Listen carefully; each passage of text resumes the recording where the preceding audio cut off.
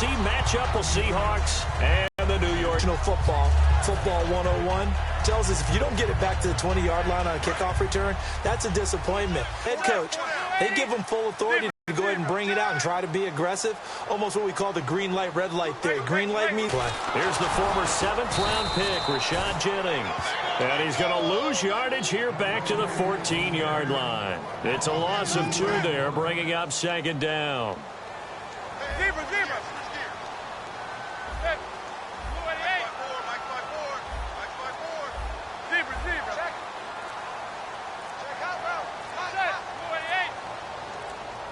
The play clock's running down.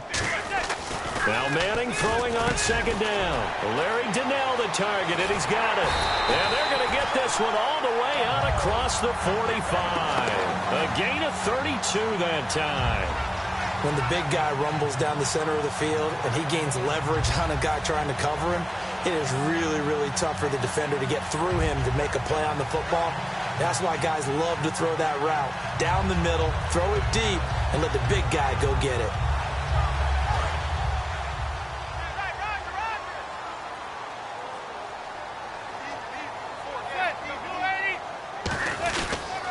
Here's Jennings on the toss. And he'll lose yardage here, back at the 41. That's going to go as a loss of 6, and it'll set him back for 2nd down. As I watch that play unfold, stereotypes were being broken left and right. As a corner, you're often back there guarding against the pass. But how about that diagnosis and read and getting into the backfield and making a nice play and a tackle? They run again with Jennings. It's a loss of 4. Now 3rd down. Oh, I love it when we see some basic football here. Toss, sweep, that's one of the first plays they put in the playbook. And if you're the offense, you're trying to get those big guys around in front of your runner to get him downfield. And if you're the defensive guys, get up underneath them and finish off the play, just as they did there for a loss. A nickel look by Seattle on 3rd down. Yep, 5 defensive backs now. Now a first carry here for Shane Vereen. And he'll be brought down right at the 45-yard line. Give him 8 yards on the carry, and that's going to bring up 4th down. But once again, a good example of situational football. That was 3rd and very long, so you know they were guarding against the pass. And when they decided to run the ball, that was okay. Whatever yardage they picked up, as long as they didn't get to the 1st down marker, the defense was willing to concede, and they stopped them well short of a 1st down. Okay, look at this. The punt team nowhere to be found. They're on the sidelines. Offense going to go for this on the opening drive. And this is incomplete. A surprising move here on the opening drive of the game. And the Seahawks, they'll get the football back in outstanding field position. In the slot on the right is Graham. Richardson has it. And he is out of bounds, just a yard or 2 shy of the 30. 12 yards on the pickup, and that'll be good for a Seattle 1st down. First carry for Thomas Rawls. And he will cross the 30 down to the 29-yard.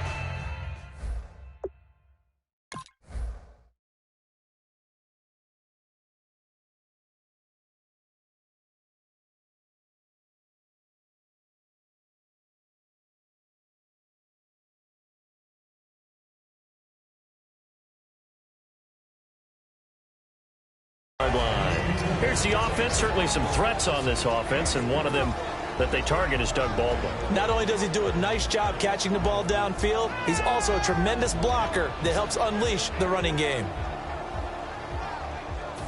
See if they stay on the ground for 2nd down.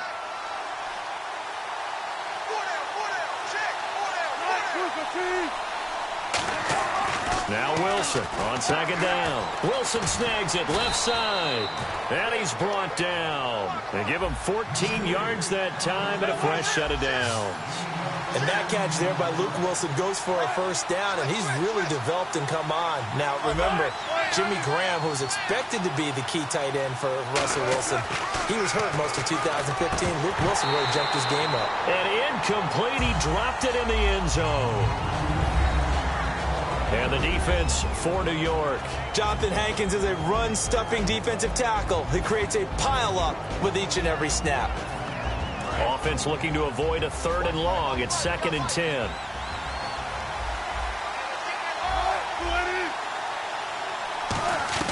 Second and 10 now. Wilson. This will be caught at about the 6.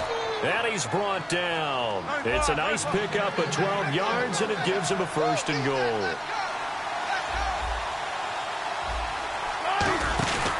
Now the 4th-year man from Texas A&M, Christine Michael. And he's across the chalk into the end zone. Touchdown, Seahawks. Christine Michael, a 3-yard touchdown run. And the Seahawks have taken a first-quarter lead. And this will give the Seahawks a 7-0 lead.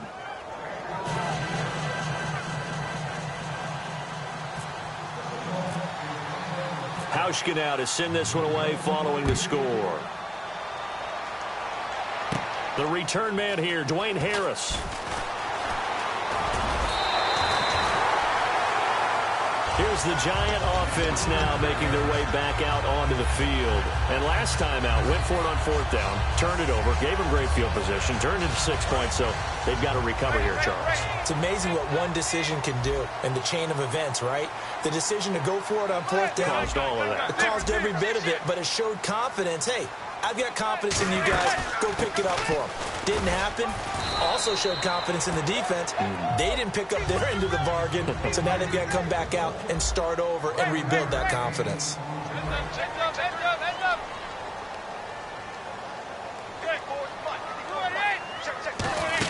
They stay on the ground. Again, it's Jennings. It'll only be a gain of a yard, and it sets up a 3rd down and 4 now.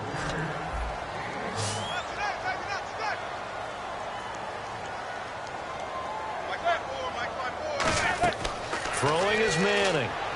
They go screenplay with Jennings. And he'll be out of bounds just shy of the 40. And 21 yards there as they convert on 3rd. So after that big gain, let's see what else the offense has up its sleeve.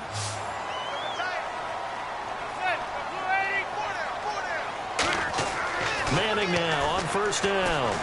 He'll try and set up the screen. It's complete. 20. And he will take it on in for a Giant touchdown. Rashad Jennings, 41 yards. And the Giants are an extra point away from tying up this football game.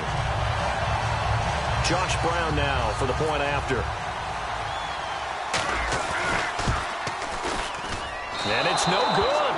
He misses the extra point, and this remains a 7-6 game.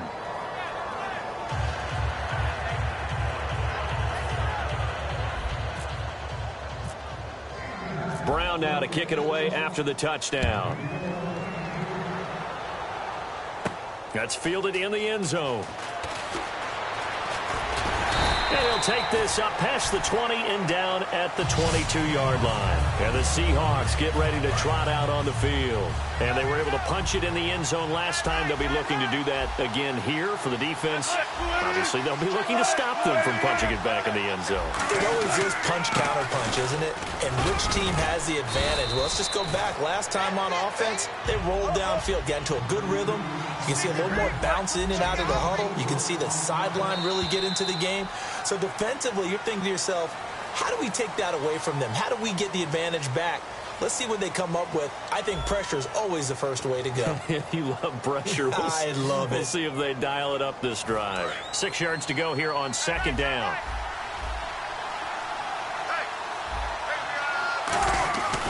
They run again with Michael. And he is going to lose yardage here.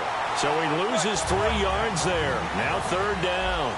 And the offense there, the O-line, everybody really on offense, they were just manhandled at the point of attack. Yeah, you could pretty much call them all out, couldn't you? Almost by name, right? That was a very tough sequence for the offensive line. But how about that defensive front?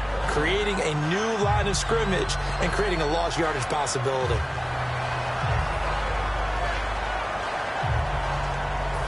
The offense staying out there. They look prepared to go here on 4th and 10. They'll indeed go for it with Wilson. Into a double team, and it's intercepted. A great read, and it's picked off.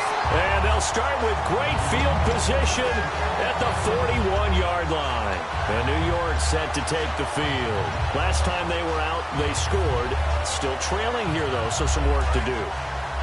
But it's okay in terms of mindset. Because they scored the last time, they're not quite as worried about being down on the scoreboard because now their confidence is a little bit higher. They feel like they've got something going, and they feel like they can attack again and put more points on the board. Are you scoreboard watching if you're the offense, or are you just focused on this drive? We wouldn't be telling the truth if we said that they didn't scoreboard watch. Everyone does it to some extent, but you've got to set it aside right now and just focus on this series. That'll take care of the scoreboard if they punch it into the end zone. Now it's Jennings. And this one goes nowhere. Losing yardage back at the 22. It's a loss of 4 there, bringing up second down. Well, in that play, the expression, don't blink, you might miss something, certainly applied. That was fast. Defense diagnosed the play, and it was over in a heartbeat.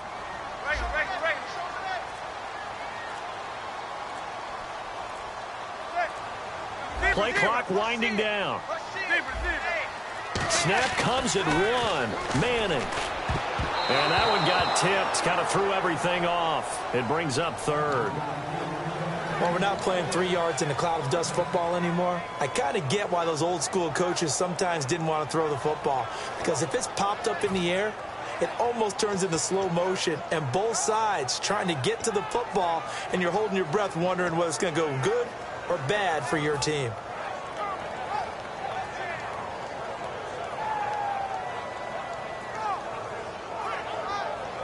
And the offense looks to pick up the first here on third after that incompletion. They come out here in the eye.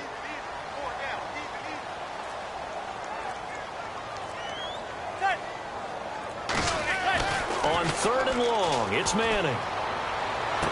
And that is caught. He's got it for a giant touchdown.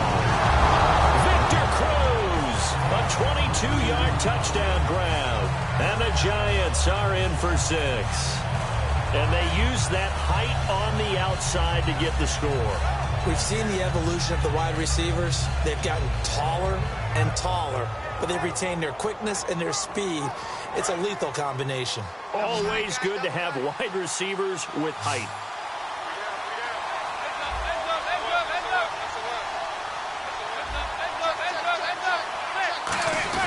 They'll try to run now with Jennings. And he's going to be hit and taken down in the backfield. Just nowhere to run that time. And the try for 2 is snuffed out. Brown now to kick it away after the touchdown. Fielded about a yard deep. And he'll take it past the 25 and up to the 28-yard line. And out now come the Seahawks. And following the interception, we'll see what they can put together on this drive. I can hear my old college coach right now. He always used to tell us before every game, the team making the fewest mistakes will win. Last mistake is their only one of the game. Coaches, that's all they talk about, turnovers, right? Minimizing those and maximizing opportunities. 6 yards on the pickup, and it'll make it second down. When you execute a drag or a crossing route really well and give them a chance to let it develop a little bit, you can gain some significant yardage hitting your tight end on that one.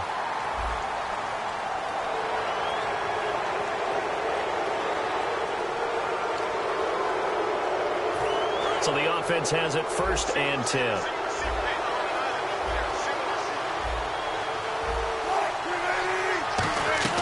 Now Wilson on 1st down. And this is taken in one-handed. What a catch. Give him 8 on the play, and it'll bring up a second down.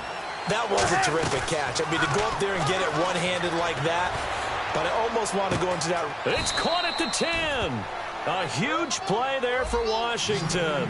45 yards. Well, last drive he threw the pick, but he's not shy. He's going downfield again there. And you can't be, because if you back off after throwing an interception, your whole game plan just goes right out the window, and it makes things easier for a defense.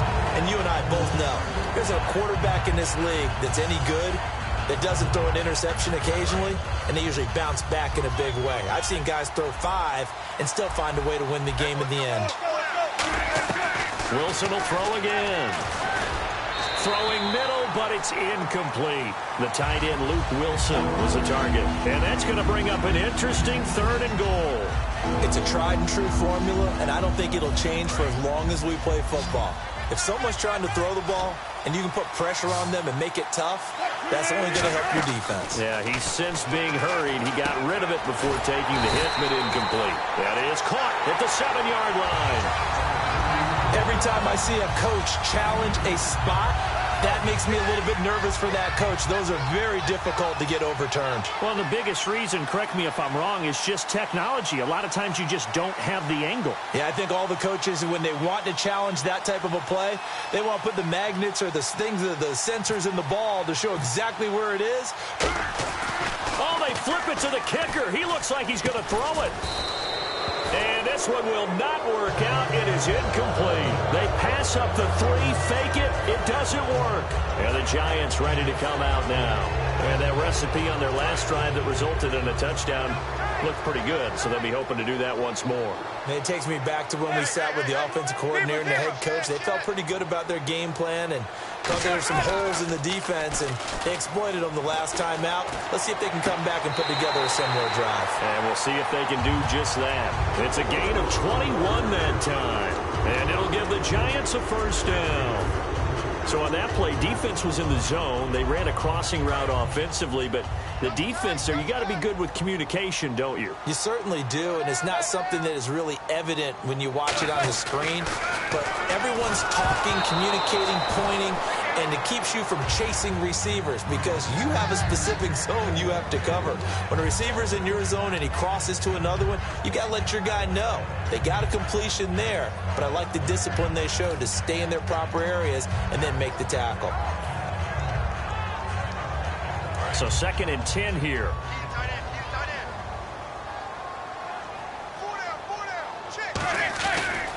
Jennings.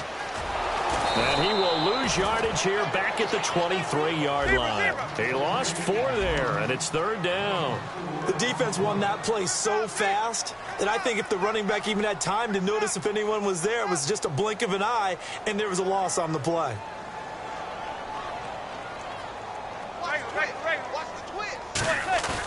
Now Manning. Finding time. He's got Cruz complete. And he'll be taken down, but not before he gets into enemy territory. To East Rutherford, but first this time out.